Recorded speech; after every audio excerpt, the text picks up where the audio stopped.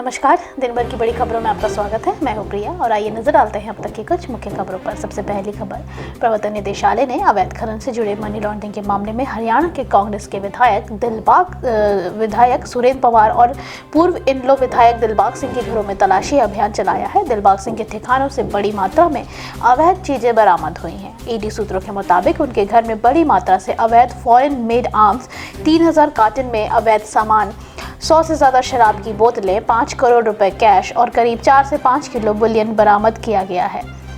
बड़ी मात्रा में संपत्ति के दस्तावेज भी दिलबाग सिंह के ठिकाने से मिले हैं। बुलियन सोने और चांदी के विशुद्ध टुकड़ों को कहते हैं, जिसे आधिकारिक तौर पर कम से कम 99.5% शुद्ध माना जाता है। यह सिल्लियां या बार के रूप में होता है। यह नियम अनुसार केंद्रीय बैंकों द्वारा भंडार में रखा जाता है या संस्थागत निवेशकों द्वारा उनके पोर्टफोलियो पर मुद्रास्फीति के प्रभाव के बचाव के लिए उपयोग किया जाता है।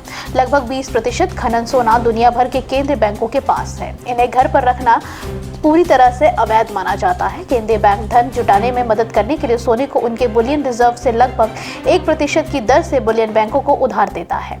दरअसल प्रवर्तन निदेशालय हरियाणा के यमुनानगर जेल में कथित अवैध खनन से जुड़े मनी लॉन्ड्रिंग के मामले में जांच कर रही है। इसी को लेकर प्रदेश के कांग्रेस विधायक सुरेंद्र पवार और इंडियन नेशनल लोकदल के पूर्व विधायक दिलबाग सिंह के ठिकानों पर तलाशी की गई। ईडी के अधिकारियों ने बताया कि पूरा मामला इलीगल माइनिंग से जुड़ा हुआ है।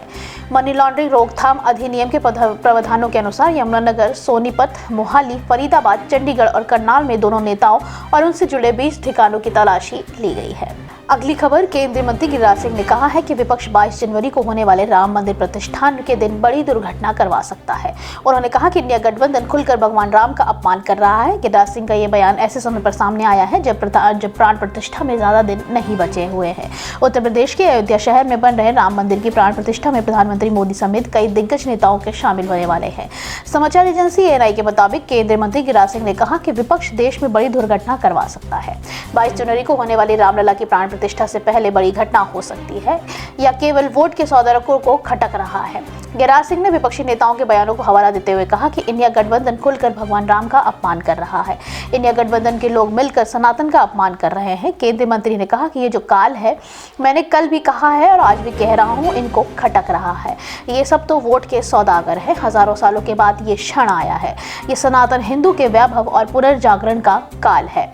मुझे तो ये डर है कि ये लोग 22 जनवरी को होने वाली प्राण प्रतिष्ठा में खलल डालने के लिए, व्यवधान के लिए कोई बड़ी दुर्घटना न करवा दे। उन्होंने कहा कि 22 जनवरी को विपक्ष के जरिए करवाई जाने वाली बड़ी घटना की आशंका दिनों दिन बढ़ती जा रही है। जैसे जैसे तारीख नजदीक आ रही है, तरह तरह की बयानबाजी की जा रही है।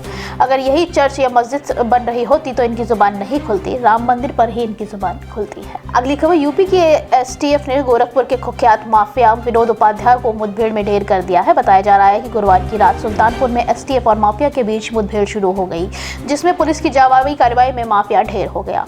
विनोद उपाध्याय के सिर गोरखपुर पुलिस के 1 लाख रुपए के इनाम की घोषणा भी की थी।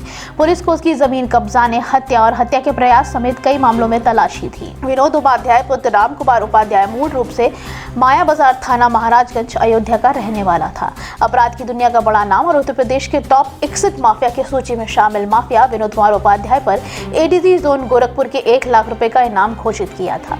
गुरुवार की रात बदमाश विनोद उपाध्याय और एसटीएफ के मध्य सुल्तानपुर के थाना कोतवाली देहात क्षेत्र में मुठभेड़ हुई, जिसमें विनोद उपाध्याय को गोली लगने से गंभीर रूप में घायल हो गया, जिसको इलाज के लिए मेडिकल कॉलेज सुल्तानपुर लाया गया, जहां इलाज के दौरान उसकी मृत्यु हो गई। अभियुक्त विनोद के ऊपर कुल 35 मुकदमे विभिन्न जनपदों के भिन्न भिन्न थानों में दर्ज हैं, जिसमें हत्या व हत्या के प्रयास के कई मुकदमे भी शामिल हैं। प्रदेश के बड़े माफियाओं में विनोद उपाध्याय का नाम शामिल था। पुलिस अन्य विधिक कार्रवाई में जुटी हुई है। अगली खबर, सोमालिया के तट से एक जहाज को हाईजैक कर लिया गया है। हाईजैक किए गए जहाज के क्रू सदस्यों में 15 भारतीय नागरिक भी शामिल हैं। भारतीय नौसेना स्थिति पर नजर रखी हुई है। खबर के अनुसार हाईजैक किए गए जहाज का नाम एनवी लीला नॉरफ्लोक है और इस पर लांबेरिया का झंडा लगा हुआ है। नौसेना ने अगवा जहाज की निगरानी के लिए अपने एयरक्राफ्ट तैनात कर दिए गए हैं। अगवा जहाज के क्रू से कम्युनिकेशन की भी स्थापित कर लिया गया है। भारत नौसेना के बयान पर जारी कर बताया गया कि घटना गुरुवार शाम की है, जब लाइबेरिया का झंडा लगा जहाज अरब सागर से गुजर रहा था। जहाज के UKMTO पोर्टल पर एक संदेश भेजा कि करीब 5-6 हथियारबंद अज्ञात लोग जहाज पर चढ़ गए हैं और जहाज को अगवा करने के लिए प्रयास कर रहे हैं। सूचना मिलते ही भारतीय नौसेना ने अपने युद्धक जहाज INS चेन्नई को रवाना किया। INS चेन्नई मैरीटाइम सिक्योरिटी के लिए अरब सागर में तैनात है। साथ ही शुक्रवार की सुबह नौसेना के एयरक्राफ्ट ने भी अगवा जहाज के लिए उड़ानें भरी है। नौसेना ने जहाज से संपर्क साधा और क्रू सदस्यों की सुरक्षा का हाल जाना। अगली खबर, बागेश्वर धाम के महंत पंडित धीरेन्द्र शास्त्री ने हाल ही में एक इंटरव्यू में भगवान राम और सनातन धर्म के संबंध में कई महत्वपूर्ण बातें साझा की हैं। धीरेन्द्र शास्त्री राम मंदिर जाने को लेकर अति उत्साहित है। उन्होंने कहा कि राम मंदिर आज तक की समस्त सनातनियों की सबसे बड़ी विजय है। यह उत्सव दीपावली के से भी बहुत ज्यादा खास है।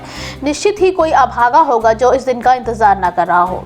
उन्होंने आगे कहा कि हमको तो है, राम भक्तों को है, केवल भारतीयों को नहीं है, दुनिया भर में रहने वाले भारतवंशियों को इस दिन का बेसब्री से इंतजार है। धीरेन्द्र शास्त्री के सभी लोगों से अपील की है कि सभी लोग इस दिन दीपावली मनाएं। उत्सव का उत्साह बहुत है। प्रेम अधिक होता है तो वाणी कम बोलती है, आंखें ज्यादा बोलती हैं। ठुमका लगाने को जी चाहता है, अयोध्या जाने को जी चाहता है। इससे पहले सनातन धर्म को अहिंसा के परम धर्म के रूप में बताया और उन्होंने कहा कि धर्म की रक्षा करने का अधिकार हमें है। पंडित धीरेन्द्र शास्त्री ने बताया कि सनातन धर्म में विवादों की जगह संवाद को प्राथमिकता देने का आवश्यकता है। उन्होंने आगे कहा कि हमें विवाद नहीं, संवाद चाहिए। बागेश्वर बाबा ने आगे यह भी जताया कि आस्था को मिटाने का प्रयास नहीं करना चाहिए और यह भी स्पष्ट कर दिया कि एक धर्म के अनुयायियों को दूसरे धर्म की आस्था के साथ खिलवाड़ करने का कोई अधिकार नहीं है। उन्होंने आगे कहा कि संसार नहीं रुक रहा है। वैज्ञानिक भी कहते हैं कि ब्रह्मांड का विस्तार हो रहा है। ऐसे में लकीर नहीं खींची जा सकती है। इससे साफ होता है कि धीरेन्द्र शास्त्री संतुलित और विश्वासपद दृष्टिकोण के साथ धार्मिक और वैज्ञानिक सिद्धांतों का समर्थन कर रहे हैं। अगली खबर, जमुई से बिहार सरकार के भवन निर्माण मंत्री अशोक चौधरी ने मुगलों को लेकर एक बड़ा बयान दिया है। उन्होंने कहा कि इस देश में मुगलों ने कभी नहीं लूटा। उन्होंने हमारे देश में राज किया पर सब कुछ छोड़कर चले गए थे। इस देश को अंग्रेजों लूट कर ले गए थे। इसके बाद उन्होंने कहा कि इस देश में कुछ पार्टियां लोगों को धर्म के नाम पर गुमराह कर रही हैं। दरअसल एक मिलन समारोह में कार्यक्रम में भाग लेने के लिए भवन निर्माण मंत्री अशोक चौधरी गुरुवार को जमुई पहुंचे थे। इस दौरान उन्होंने सर्किट हाउस में मीडिया से बातचीत करते हुए कहा कि वे हर सुबह उठकर भगवान का नाम लेते हैं। उन्होंने कहा कि ये क्या भरोसा है कि वे किसी दिन अजमेर शरीफ जाए और उनका मन इस्लाम कबूल करने का हो जाए, और वे किसी दिन लच्छुआड़ भगवान महावीर के जन्म स्थान जाए और जैन धर्म को स्वीकार कर लें। इसमें उन्हें कोई परहेज नहीं है। इसके साथ ही उन्होंने कहा कि जनता दल यूनाइटेड पूरी तरह से सुरक्षित है और लोगों को यह भ्रम फैलाने की कोशिश कर रही है कि लीडरशिप कमजोर हो रहा है। जनता दल यूनाइटेड का लगातार बैठक हो रही है, यह सब फालतू का गप है। अशोक चौधरी ने कहा कि नीतीश जी मजबूती के साथ खड़े हैं, हमें इतना है कहेंगे कि टाइगर अभी जिंदा है। उन्होंने कहा कि राम मंदिर निर्माण के नाम पर भाजपा लोगों को गुमराह कर रही है। राम मंदिर का निर्माण कराया जाना अच्छी बात है, लेकिन भाजपा इसमें क्रेडिट ले रही है, जबकि यह सुप्रीम कोर्ट के कारण संभव हो पाया है। उन्होंने कहा कि बेहतर होता कि बीजेपी मंदिर निर्माण के साथ साथ लोगों को रोजगार की बात भी करती। देश में आज बड़ी आबादी गरीबी रेखा के नीचे है, लेकिन उसकी बात कोई नहीं करता है। अगली खबर, आतंकवादी संगठन अलकायदा के इजराइल हमास युद्ध पर अमेरिकी रुख को लेकर बड़े बिजनेसमैनों एलन मस्क, बिल गेट्स और सत्या नडेला को निशाना बनाने और यूएस की इकोनॉमी को धमकी देने का आरोप लगाया गया है। इसकी खुफिया जानकारी का खुलासा एक ओपन सोर्स इंटेलिजेंस टीम ने किया है। इंटेलिजेंस टीम ने अलकायदा से जुड़े चैट रूम को मैसेज से रिव्यू किया है, जिससे पता चलता है कि आतंकी संगठन ने अपने समर्थकों से अमेरिका, ब्रिटेन और फ्रांसीसी कंपनियों द्वारा संचालित की जा रही उड़ानों पर हमला करने की अपील की है। इसमें American airlines, continental, delta, British Airways, air France और एयर फ्रांस KLM शामिल है। अलकायदा की मीडिया शाखा अल मालाहेम ने कहा है कि यह धमकी उसके आतंकवादी हमलावरों को बढ़ावा देने के लिए कहा है, क्योंकि वे अमेरिका और इजराइल के गाजा में किए जा रहे हमलों का समर्थन कर रहे हैं, जिसमें 20,000 से ज़्यादा लोगों की मौत हो चुकी है। एक और वीडियो में संगठन ने फिलिस्तीनी समर्थनों में ओपन सोर्स जिहाद की अपील की है और वैश्विक स्तर पर महत्वाकांक्षी मुजाहिदीन के लिए रसोई सामग्री का इस्तेमाल कर एडवांस बम बनाने की मार्गदर्शन प्रदान की है। इस खुफिया जानकारी के अनुसार आतंकी संगठन के निशाने पर एलन मस्क, बिल गेट्स और पूर्वी अमेरिकी फेडरल रिजर्व बैंक अध्यक्ष बेन बार्नकेन हैं। बेन का अमेरिकी अर्थव्यवस्था शेयर बाजार में अच्छा प्रभाव है और वे एक यहूदी हैं, जिससे इस संगठन के लोगों को निशाना बनाया है। वीडियो में आतंकी संगठन ने माइक्रोसॉफ्ट के बिल गेट्स के कार्यकाल के दौरान पुराना भाषण दिखाया गया है और इसके साथ ही भारतीय मूल के वर्तमान CEO सत्या नडेला और पूर्व CEO स्टीव ब्लॉमर को भी निशाना बनाने के लिए प्रोत्साहित किया गया है।